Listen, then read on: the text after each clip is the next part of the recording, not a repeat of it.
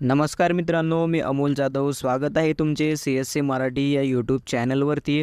मित्रांनो, मुख्यमंत्री माझी लाडकी बहीण योजना या योजनेचे पैसे जे आहेत, जो पहिला हप्ता आहे तो DBTद्वारे तुमच्या बँक खात्यामध्ये पाठवला जात आहे. तर यामध्ये तुमचे आधार कार्ड बँकसोबत लिंक असणं गरजेचं आहे. आजच्या या व्हिडिओमध्ये आपण हे जाणून घेणार आहे की आपल्या बँकेसोबत आधार कार्ड लिंक आहे की नाही, आणि जर लिंक आहे तर ते कोणत्या बँकेसोबत लिंक आहे, आणि जर लिंक नसेल तर लिंक कसं करायचं हे देखील आपण आजच्या या व्हिडिओमध्ये जाणून घेणार आहे. चला तर व्हिडिओ सुरू करूया.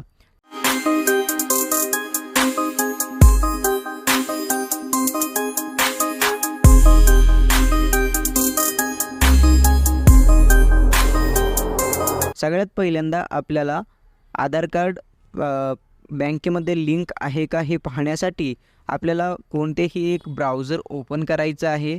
ब्राउझर ओपन केल्यानंतर इथे आपल्याला NPCI एवढं टाकायचं आहे आणि सर्च करायचं आहे. एवढं टाकून सर्च केल्यानंतर आपल्यासमोर जी पहिली वेबसाईट येईल त्यावरती आपल्याला एकदा क्लिक करून घ्यायचं आहे. यावरती क्लिक केल्याच्यानंतर आपल्यासमोर अशा प्रकारे NPCI.org.in ची वेबसाईट ओपन झालेली दिसेल.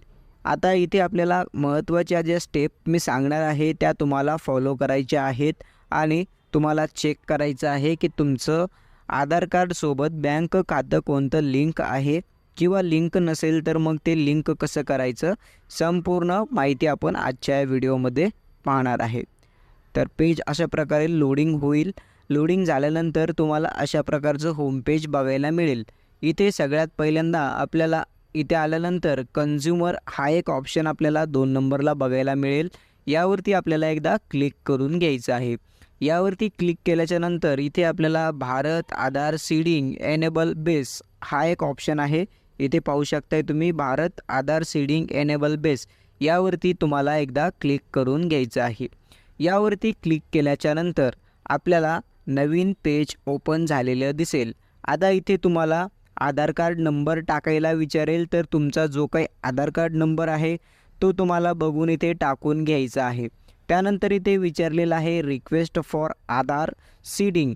तर इथे जर तुम्ही पहिल्यांदाच बँक खात्यासोबत आधार कार्ड जर जोडणार असाल तर तुम्हाला सीडिंग यावरती क्लिक करून घ्यायचं आहे. आणि जर तुमचं दुसऱ्या कोणत्या बँक खात्यासोबत आधार लिंक असेल आणि त्या खात्यामध्ये तुम्हाला पैसे पाहिजे नसतील तर तुम्हाला ते डीसीडिंग म्हणजेच ते अनलिंक करावे लागेल. तर त्यासाठी तुम्हाला इथे डीसीडिंग यावरती क्लिक करावं लागेल.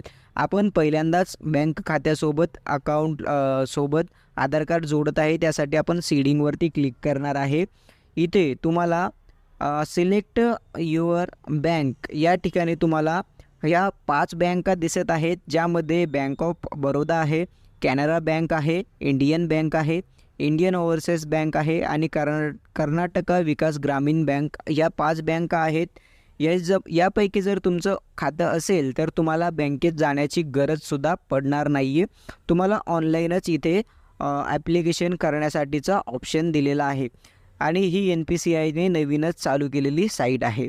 तर इथे आपण समजूया की आपलं बँक ऑफ बरोदामध्ये अकाउंट आहे, तर आपण इथून ते अकाउंट जे आहे ते सिलेक्ट करणार आहे.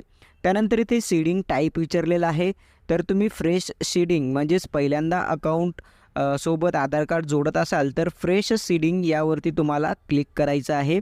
Movement with the same bank with another account. जर तुमची सेम बँक आहे पण अकाउंट दुसरं असेल तर त्यासाठी तुम्हाला दुसरा पर्याय दिलेला आहे. त्यानंतर movement from one bank to other bank.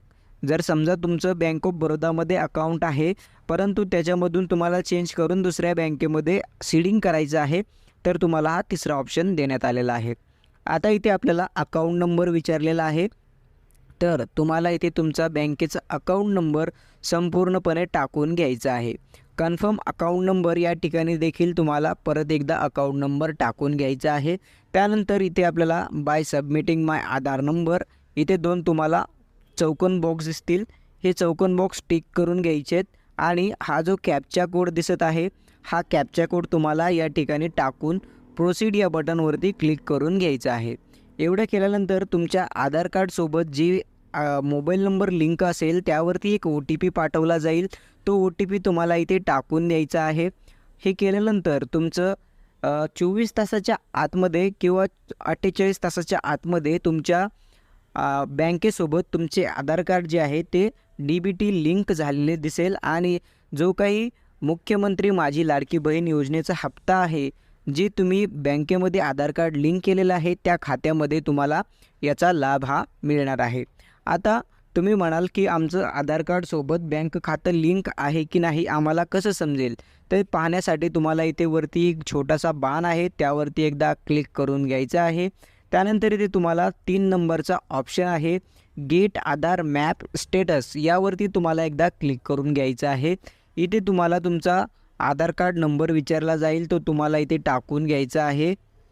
Aadhaar card number टाकून घेतल्यानंतर आपल्याला खाली जो कॅप्चा विचारलेला आहे तो कॅप्चा इथे आपल्याला टाकून घ्यायचा आहे. कॅप्चा टाकल्याच्या नंतर आपल्याला OTP चेक स्टेटस हा एक ऑप्शन आपल्याला इथे दिसेल.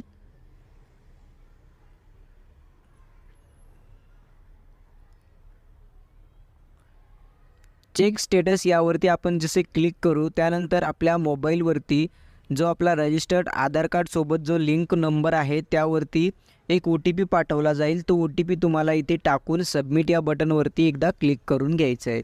एवढं केल्यानंतर आपल्याला इथे आधार कार्ड नंबरचे शेवटचे 4 डिजिट दिसतील. त्यानंतर मॅपिंग स्टेटस इनॲक्टिव्ह दिसत आहे. तर तुमच्यामध्ये जर इनॲक्टिव्ह दिसत असेल तर तुम्हाला हे ॲक्टिव्ह करणं गरजेचं आहे. कुठल्या बँकेमध्ये हे आधार कार्ड लिंक आहे ते खाली बँकेचं नाव दाखवलेलं आहे. तर तुमचं ॲक्टिव्ह जर असेल तर तुम्हाला काही करण्याची गरज नाही आहे. परंतु इनॲक्टिव्ह असेल किंवा अजून काही दुसरं दाखवत असेल तर तुम्हाला जी बँक इथे दाखवत आहे त्या बँकेमध्ये जाऊन तुम्हाला ते ॲक्टिव्ह करून घेणं गरजेचं राहणार आहे. तर महत्त्वपूर्ण असा व्हिडिओ होता. आपल्या मित्रमैत्रिणींसोबत शेअर करा. चॅनलवरती पहिल्यांदा असाल तर चॅनलला देखील सबस्क्राईब करा. धन्यवाद. जय हिंद, जय महाराष्ट्र.